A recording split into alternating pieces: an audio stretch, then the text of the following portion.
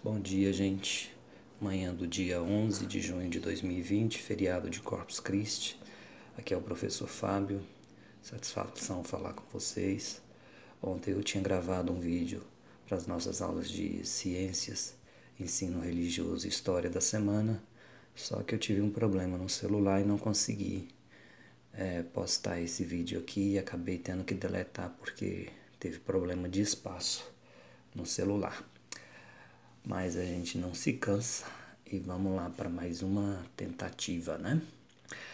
Então é o seguinte, o conteúdo de ciências dessa semana, quem leu o texto que eu já postei no grupo, deve ter observado que teve uma mudança em relação àquela linha que a gente vinha trabalhando. Nós vínhamos falando de bioma, do bioma cerrado, dos ecossistemas brasileiros e fizemos uma mudança aí de 360 graus, né? Essa semana, na semana passada nós falamos de impactos provocados pelos fenômenos naturais e agora a gente vai falar de um assunto mais relacionado à qualidade de vida, tá? Nós vamos trabalhar aqui em ciências alguns temas relacionados à questão da qualidade de vida. O assunto que eu escolhi essa semana para a gente iniciar essa abordagem é sobre mortalidade infantil. Eu disponibilizei esse texto sobre a mortalidade infantil, já está aí no grupo, é um texto pequeno, tá? E ao final dele nós temos duas questões que vocês, alguns já responderam, evidente, e outros ainda irão responder. É interessante também assistir ao vídeo que está disponível lá no YouTube.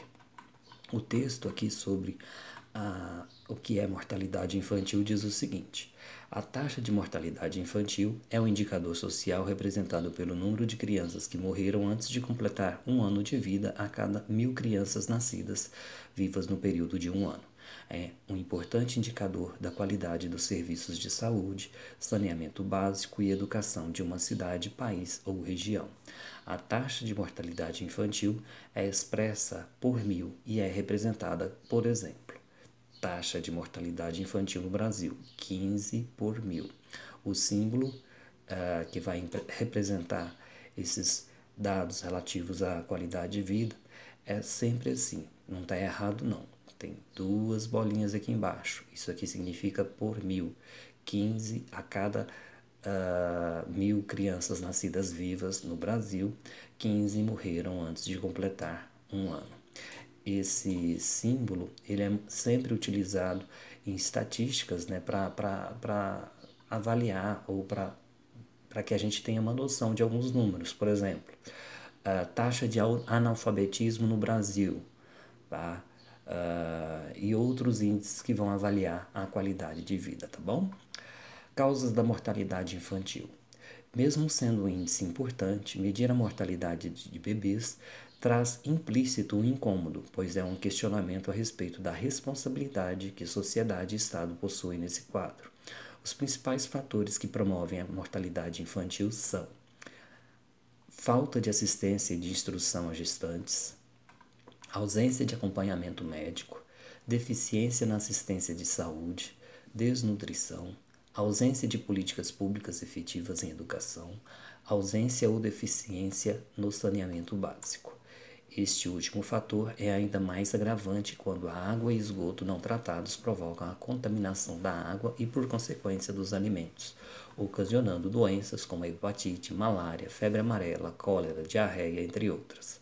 Essas doenças, em conjunto com quadros de desnutrição, são fatais.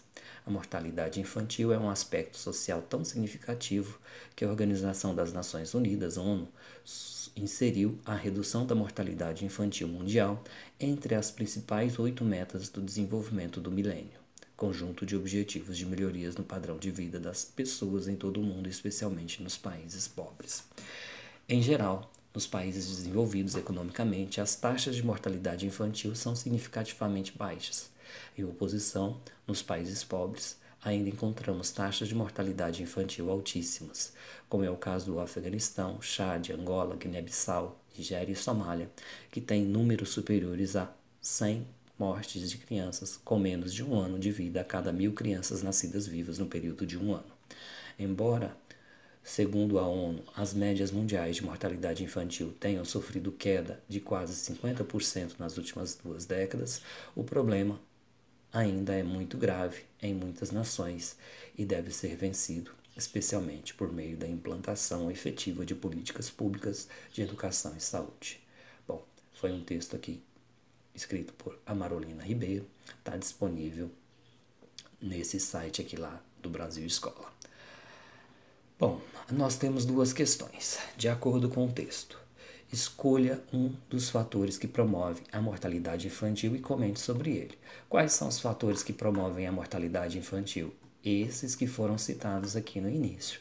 Não é só para citar o fator, a falta de assistência à gestante ou a ausência de acompanhamento médico, enfim, todos esses assuntos aqui. É para citar um desses fatores e falar o que você entende, de que maneira que a falta de assistência e de instrução às gestantes, por exemplo, a falta de um pré-natal adequado, de que maneira que isso vai influenciar nos números da mortalidade infantil em um determinado país, de que maneira a deficiência na assistência à saúde, a falta de hospitais, de postos de saúde, de uma rede básica de atendimento à gestante pode influenciar. O que é a desnutrição? A desnutrição é a má alimentação, provavelmente em razão de questões econômicas. De que maneira que isso vai provocar uma alta na mortalidade de crianças? E a ausência de políticas públicas efetivas em educação. Qual a relação disso com mortalidade infantil? Então, vocês vão pegar um desses fatores e pensar um pouco. Tá? Na letra B, por que nos países desenvolvidos economicamente a mortalidade infantil é significativamente mais baixa? Quando a gente fala de países desenvolvidos aqui, a gente está pensando em países como os Estados Unidos, como o Japão, como a Europa, os países da Europa Ocidental. Tá? Então, o que ocorre? Qual a diferença da qualidade de vida desses países que vai influenciar numa menor taxa de mortalidade infantil? Meninos, não deixem de assistir aos vídeos, tá? Eu estou sempre colocando algum vídeo vinculado a esse material que está sendo postado no grupo e é importantíssimo assistir a esses vídeos que são disponibilizados. Isso aqui vai dar a vocês, vai proporcionar um entendimento melhor a respeito dos temas que a gente está sempre trabalhando, tá ok? Então, ciências, foi essa a aula que nós postamos, né? Além da aula de ciências, também foram postadas outras 2. Foi ensino religioso, o tema do segundo período é ética e educação.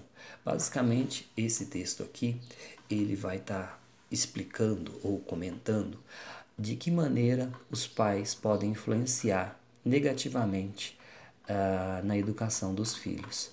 O título é Ética e Educação, fala um pouco da formação dos adolescentes, né, a formação das crianças. E aí vocês vão fazer essa leitura, tá? É uma leitura simples e mesmo que vocês sejam jovens, vocês têm capacidade de refletir sobre isso aqui. Como os pais podem prejudicar a formação do caráter dos filhos? De que maneira alguém pode influenciar negativamente sobre uma pessoa que está sob a sua tutela, né? Então pensem nisso aí. Também está disponível um vídeo, tá? Abram esses links, assistam, tá? Esse aqui, o título dele, vamos pular aqui o assunto, que isso aqui é sempre para sabotar a gente. E assistam a esse vídeo do Mário Sérgio Cortella, que é um cara que conversa bastante sobre esses assuntos, né? No caso desse aqui em específico, Desafios da Família, Ética e Educação, tá bom? Se vocês tiverem oportunidade, assistam outros vídeos desse camarada aqui. São sempre instruções bastante interessantes, sempre vale bastante a pena, tá bom? Além do assunto de ensino religioso, também colocamos aqui um tema para vocês pensarem em história. A nossa aula 4 fala sobre o Pacto Colonial. Não sei se vocês se recordam, mas nas aulas anteriores a gente estava falando sobre a ocupação do continente americano a partir do século XVI, com a chegada dos portugueses e também dos espanhóis. Nós vimos numa aula como é que foi a relação entre os colonizadores e os indígenas na América Espanhola, e também vimos em uma outra aula a relação entre os portugueses e os indígenas que havia aqui no território brasileiro. Vocês devem estar cientes que essa relação ela foi terrível para os povos indígenas que habitaram o continente americano. Nós tivemos basicamente o extermínio de milhões de pessoas que aqui já viviam. É por isso que a gente sempre fala, ao invés de colonização ou de descobrimento, a gente sempre vai falar de invasão dos europeus em relação ao nosso território. O Pacto Colonial, que é o tema da nossa aula, na verdade foi uma ferramenta utilizada tanto pelos portugueses, como também pelos espanhóis e outras nações que tiveram colônias aqui na América, para impor a sua dominação. O Pacto Colonial era uma obrigação que as colônias tinham de comercializar exclusivamente com a sua metrópole. Por exemplo, o território brasileiro ele tinha que comercializar exclusivamente com Portugal. Tudo que era extraído daqui era levado para Portugal. Em compensação, a colônia ela também não podia comercializar com outra nação. Então, tudo que chegava no Brasil, tudo que as pessoas que estavam aqui no Brasil necessitavam, tinha que vir exclusivamente de Portugal.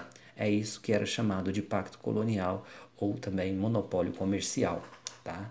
Isso foi extremamente prejudicial ao Brasil colonial, porque impediu, de certa forma, de toda maneira, que o Brasil começasse a se desenvolver desde o início. Né? Então, tudo que era necessário aqui tinha que vir de Portugal, nada podia ser produzido aqui. Aqui não podia haver nem simples manufaturas para a produção de peças de tecido, enfim, tinha que vir tudo de Portugal. Então, a relação ela era extremamente favorável a Portugal. Ela sempre favoreceu bastante Portugal e, obviamente, gerou bastante lucro para a metrópole. Tá? Pacto Colonial é o título, né? É um texto não muito extenso. Só vou ler o primeiro parágrafo aqui. Pacto Colonial. O chamado Pacto Colonial foi como ficou conhecido a relação de comércio entre a metrópole e suas colônias no período das colonizações europeias na Idade Moderna. Ocorreu ao longo dos séculos XV, XVII e XVIII, e de uma forma geral, dentro do chamado antigo sistema colonial, onde as Américas eram colônias, sendo dominadas e exploradas pelas metrópoles europeias, Espanha, Portugal, França e Inglaterra. Assim, o Novo Mundo passou a ser a fonte de abastecimento de sua economia. Para entender o pacto colonial, é preciso entender a lógica do mercantilismo, que foi a maneira com a qual a coroa portuguesa conseguiu maiores ganhos, atraindo para si a maior quantidade possível de metais preciosos, alcançando esse objetivo através de medidas protecionistas, como a proibição da entrada de bens manufaturados estrangeiros, estimulando a exportação de manufaturas para alcançar uma balança comercial favorável e assim ter lucro. Esse parágrafo parece um pouco complicado, mas não é. É basicamente aquilo que eu tinha dito, tá? As colônias, elas tinham que entregar tudo que era encontrado aqui à sua metrópole. O grande objetivo desse momento aí era obter lucro, principalmente por meio da exploração de metais preciosos, como o ouro e a prata. Então, tudo isso era mandado para a metrópole e a colônia tinha que comprar exclusivamente do país que estava dominando.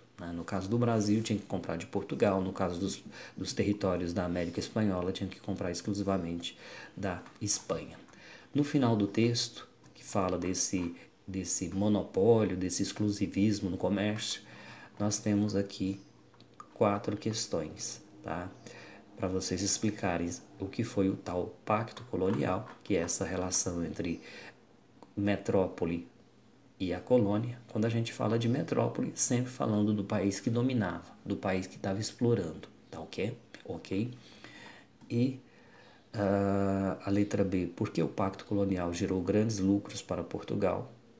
Obviamente porque todas as riquezas eram mandadas para lá e depois os colonos que estavam por aqui tinham que comprar tudo de Portugal. Então, os lucros, a maior quantidade de lucro ficava sempre com a metrópole.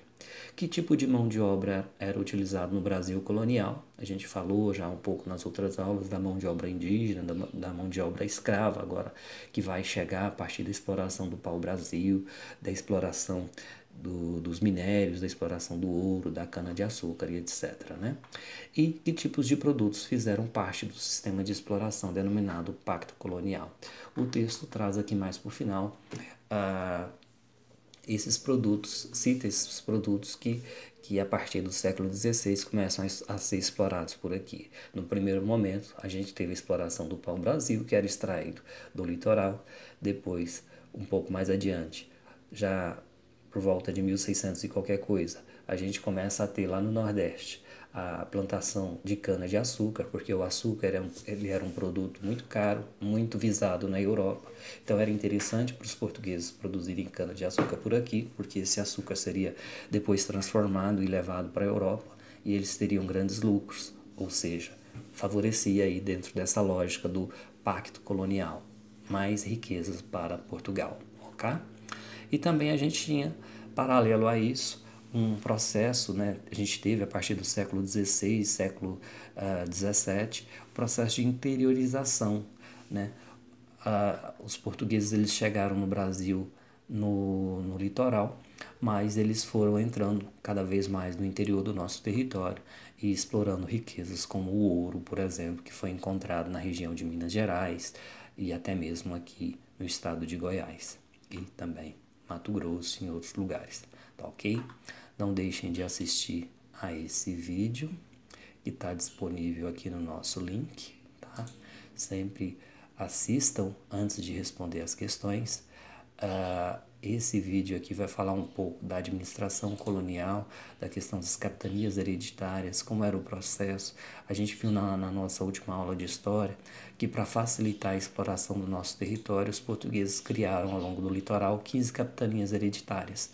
E essa professora de história que está lá em Olinda, que foi uma das primeiras lá no estado de Pernambuco, né? Essa região aqui que foi uma das primeiras a serem exploradas no território brasileiro, ela vai estar contando um pouco a respeito dessa relação que foi desenvolvida entre a metrópole portuguesa e o Brasil, tá bom? Então, façam as atividades, mudando um pouco de assunto. Esses dias está todo mundo um pouco preocupado, né? Nós tivemos aí um aumento muito grande de número de casos de Covid aqui na região, então tenham cuidado, só saiam de casa para fazer aquilo que realmente é necessário. Então, é isso, gente. Desculpem aí não ter colocado esse vídeo ontem. Ontem não deu, pelos motivos que eu já expliquei. Fiquem todos com Deus. Tenham um bom feriado. Abraço a todos.